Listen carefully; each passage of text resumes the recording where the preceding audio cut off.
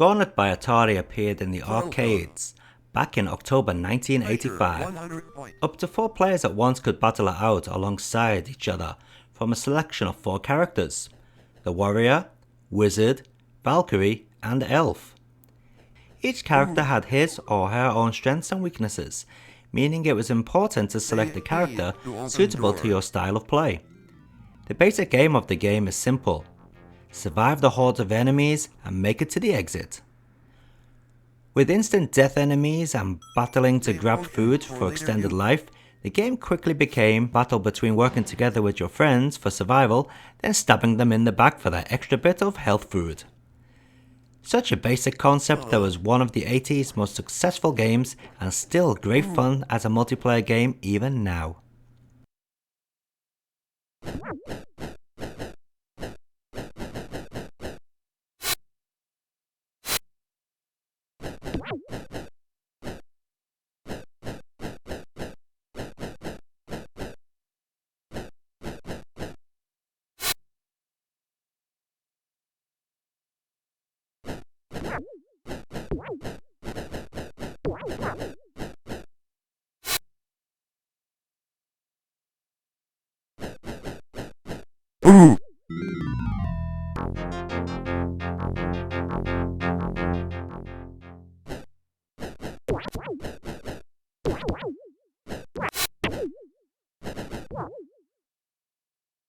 Oh.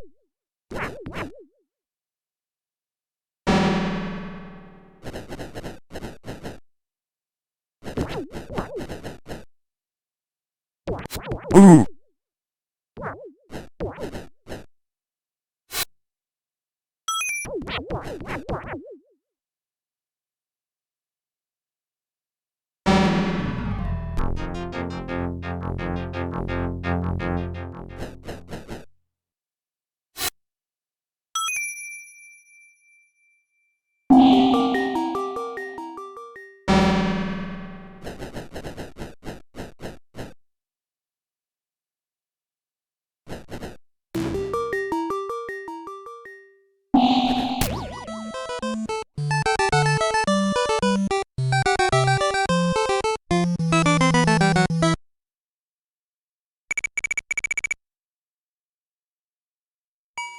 The SNES version was a departure from the arcade version, keeping only the basic game formula and cast of characters.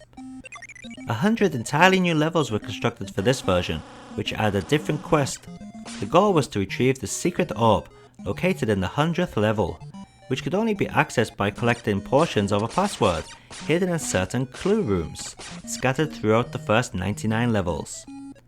Powered-up attributes that granted extra shot power and faster speed could be carried over from level to level, and the password system allowed players to save their character's progress.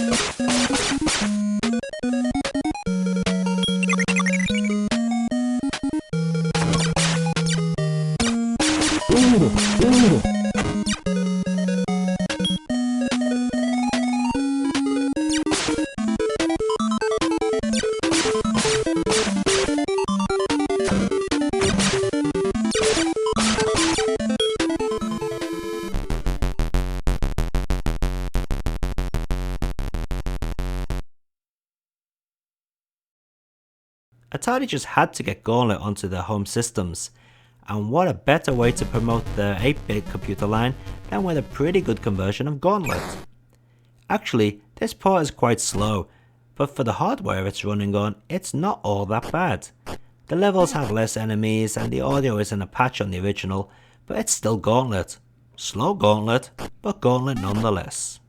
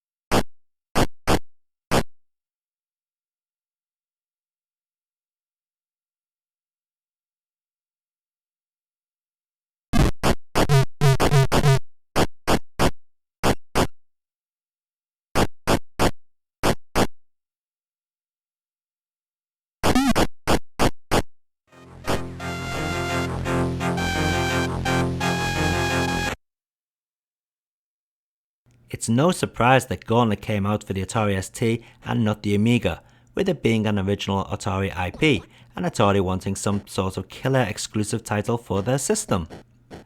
Sadly, this is not the port it should have been.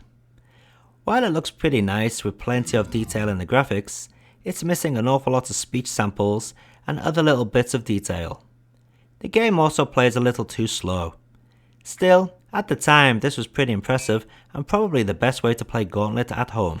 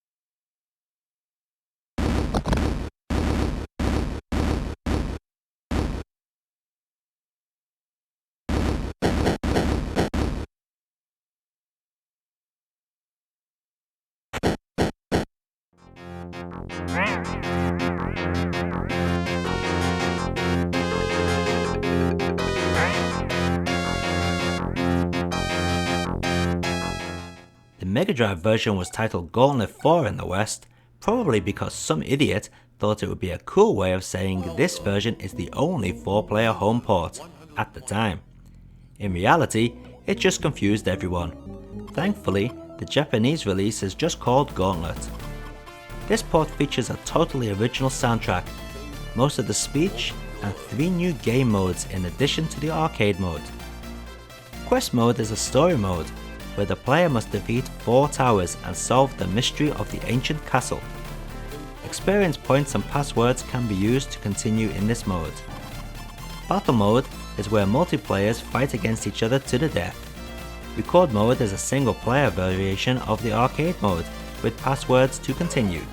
The player character cannot die in this mode, although points are subtracted for every 500 health points lost. While not a perfect port, I'd personally rate the Mega Drive Gauntlet as the best home port ever made, even better than the arcade in some respects.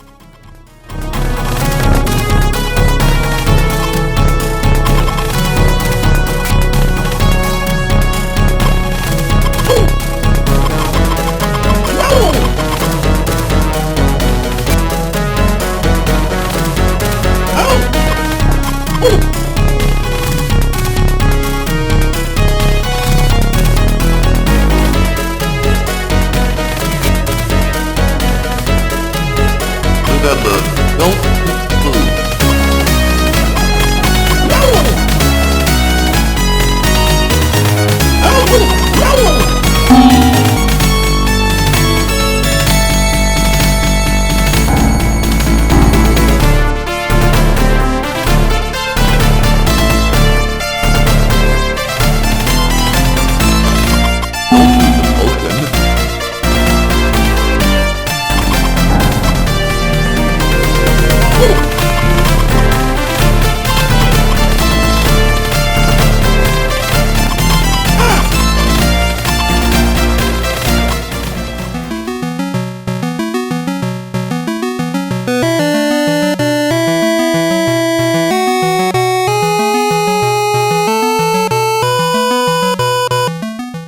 It's action all the way on the Master System. Of course the amount of enemies has been reduced compared to the arcade game, but it's still incredibly playable. Also, as you can see and hear, the graphics and sound are also pretty impressive for the system, giving the game a true arcade feel. Unfortunately, like all the home ports apart from the Mega Drive, this is 1 or 2 player only.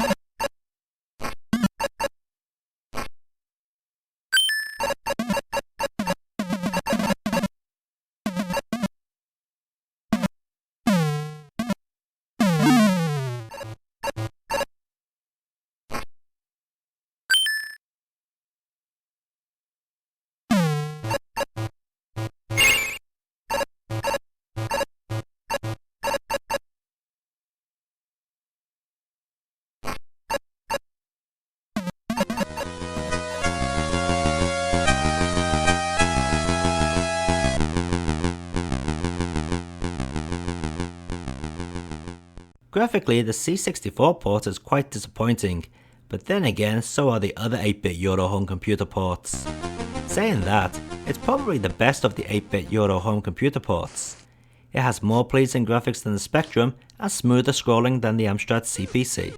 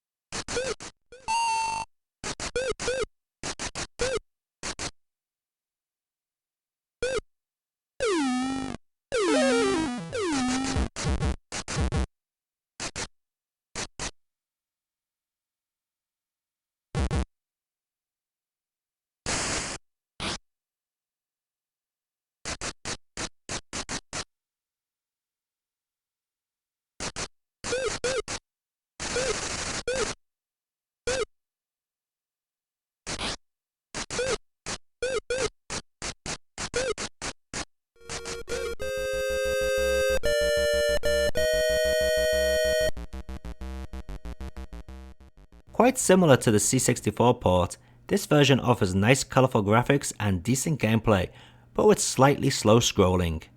Not a terrible port, but nothing to get excited over either.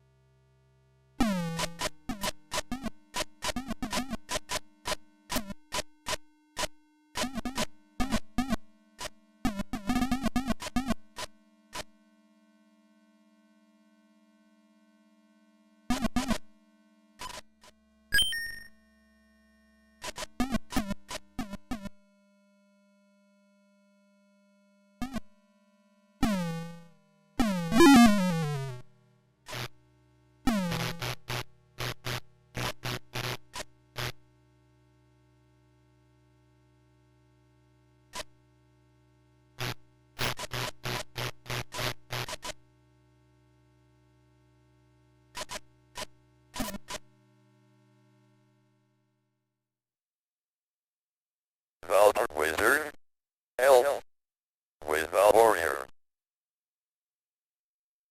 The Game Boy Advance port comes on a double pack with Rampart. While I'm not a fan of Rampart, I do love me some Gauntlet action. Unfortunately not on the Game Boy Advance. This version plays pretty poorly. The biggest issue is the speed in which you fire your weapon. It's just way too slow. Many a time I'll be surrounded by enemies which appear far faster than I can kill them. To add even more insult, the controls feel a little stiff at times, and the collision detection is also questionable at some points.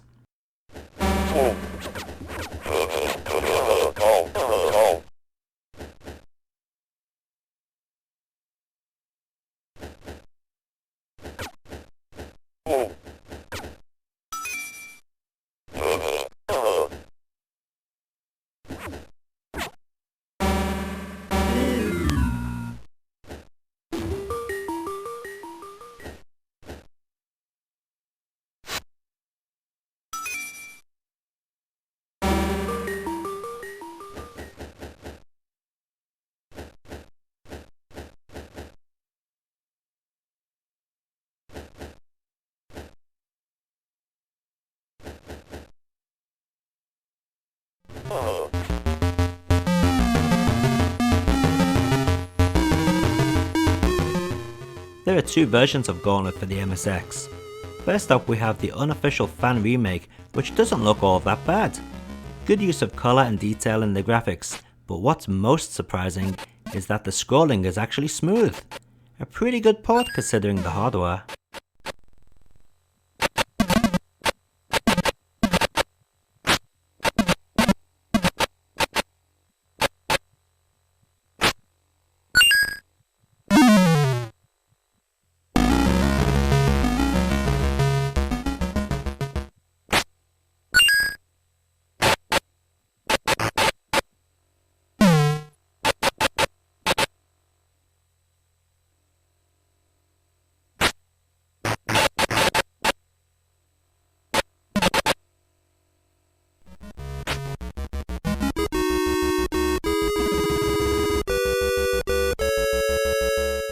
And here we have the official MSX version, and as you can see, it's just a port conversion from the European home computers.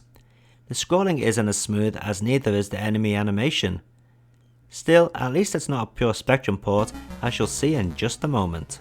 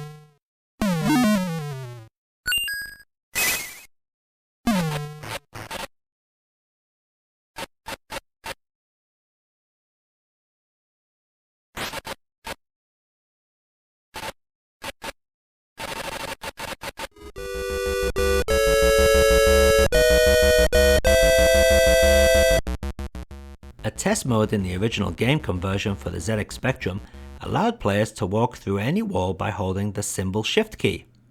This was kept in the release version and was widely reported by magazines back in the day.